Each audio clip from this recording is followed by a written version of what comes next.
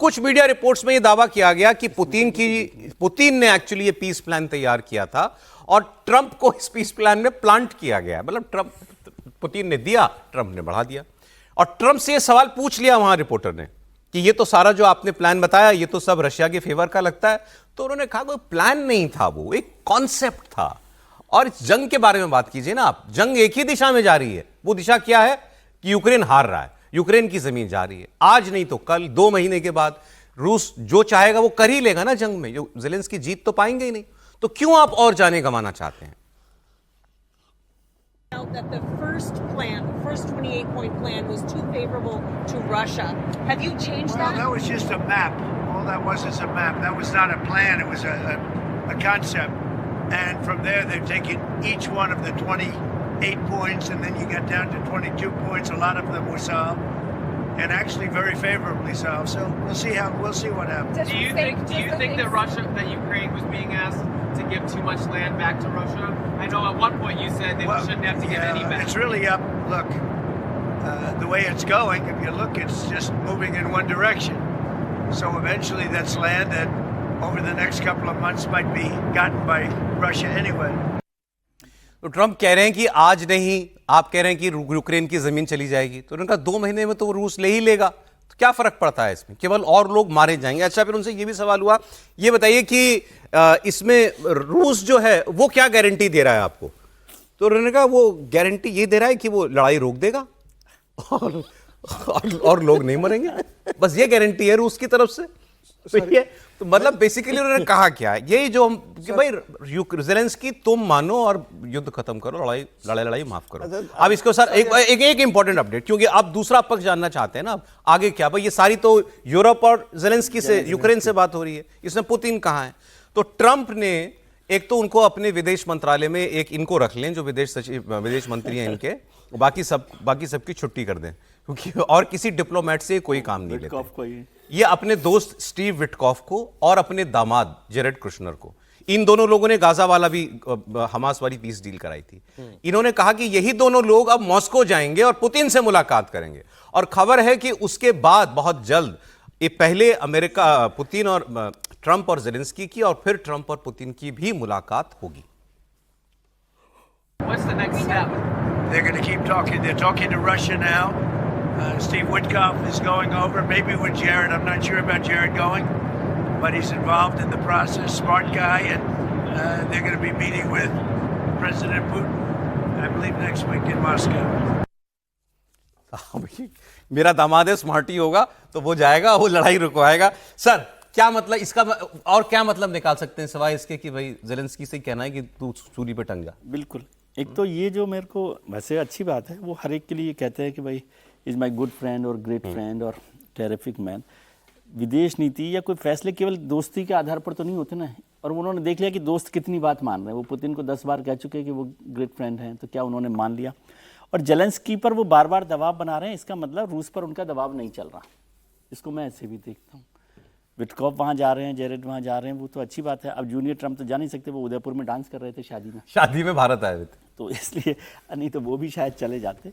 लेकिन ये महत्वपूर्ण है, और ट्रंप साहब के लिए मैं ये समझता हूँ कि एक फेस सेविंग का रास्ता वो ढूंढ रहे हैं कि अब वो नहीं हो रहा तो किसी तरह से ज़ेलेंस्की पर दबाव बनाकर ये कर लें। और इसका मतलब साफ है कि पुतिन उनकी कोई बात नहीं सुन रहे। ये जो आपने 28 पॉइंट प्लान बताया, वो भी उस दिन भी हमने चर्चा की थी, मैंने देखते ही कहा था कि ये तो रशिया का प्लान है जिसको आप चलाना चाहते हैं, फिर थोड़ा सा दबाव बनाया गया।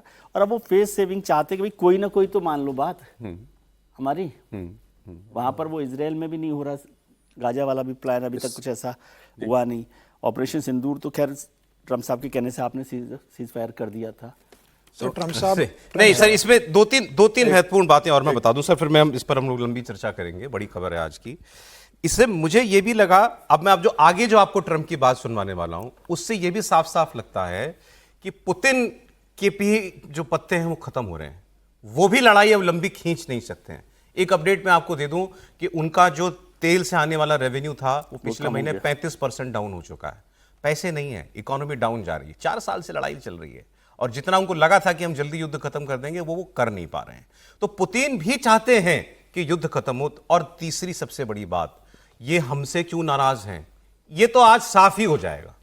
ये नाराजगी इसीलिए है कि भारत ने और प्रधानमंत्री मोदी ने इनको भारत पाकिस्तान का युद्ध रुकवाने का क्रेडिट नहीं दिया। ये मैं क्यों कह रहा हूं, मैं सिद्ध करूंगा ये बात आपके सामने। ये नाराज इसीलिए हैं कि ये क्लेम करते कि मैंने दुनिया में होने वाली न्यूक्लियर वॉर रुकवा दी और मुझे नोबेल प्राइज के लिए भारत को पाकिस्तान की तरह नॉमिनेट करना चाहिए था, वो नहीं किया। ये इनकी नाराजगी है। ये मैं क्यों कह रहा हूं, ये आप सुनिए अगली बार। अगली खबर इतनी मजेदार खबर है। ये ब्लूमबर्ग ने एक खबर की, सुनिए। खबर में यह है कि इनके यही स्टीव विटकॉफ, जिनको ये मॉस्को भेजने वाले हैं, स्टीव विटकॉफ ने पुतिन के फॉरेन पॉलिसी के एडवाइजर यूरी अशकोव, उनके साथ फोन पर एक बातचीत की और वो फोन की बातचीत लीक हो गई और वो ब्लूमबर्ग को मिल गई। और ब्लूमबर्ग ने रिपोर्ट किया कि उस फोन कॉल में जो स्टीव विटकॉफ हैं वो यूरी अशकोव से कहते हैं कि जब भी पुतिन साहब की बात हो ट्रंप से, तो सबसे पहले उनसे कहना कि वो जो गाजा में पीस डील हुई है उसकी तारीफ करें, ट्रंप को उसकी बधाई दें और कहें कि वो ट्रंप की एक मैन ऑफ पीस के तौर पर इज्जत करते हैं। और फिर आगे उन्होंने लिखा है, कोट किया है, ऐसा कर दो उसके बाद तुम्हारी आगे की फोन कॉल बहुत बढ़िया होगी शुरुआत में, लेकिन ये गाजा पीस प्लान के लिए तारीफ करवा दो। तो ये वो साफ साफ कह रहे हैं और व्हाइट हाउस ने इस खबर से इनकार नहीं किया है। उन्होंने तो आगे ये भी कहा है कि जब इनके पुतिन के फॉरेन पॉलिसी एडवाइजर और पुतिन के एक और मित्र जो हैं, इनकी आपस में बातचीत हो रही थी जो यूक्रेन के मसले में जुड़े हुए हैं, उसकी भी ट्रांसक्रिप्ट लीक हो गई। तो उसमें उन लोगों ने यह कहा कि हम 20 पॉइंट, कोई 20-25 पॉइंट तैयार करते हैं और मैं ये एक कैजुअल तरीके से पुतिन साहब की और ट्रंप साहब के सामने रख दूंगा उसको, और हो सकता है कि वो लोग उसको अपना लें। और हुआ बाद में वही जो ये यूरोप के देश कह रहे थे और जो बाकी दुनिया कह रही थी। यूक्रेन कह रहा है कि ये पीस डील तो सारी रूस की मांगे हैं जो आप मुझसे मांगने के लिए कह रहे हैं, ये वाकई रूस की मांगे हैं और ट्रंप ने वही मसौदा यूक्रेन के सामने रख दिया था। ये सवाल भी ट्रंप साहब से हो गया। अब वो आदमी, उस पर किसी बात का फर्क ही नहीं पड़ता, कहता तो क्या हुआ, डील मेकिंग ऐसे ही होती है। वो स्टीव विटकॉफ यूक्रेन को कुछ बेचेगा और कुछ रूस को जाके बेचेगा।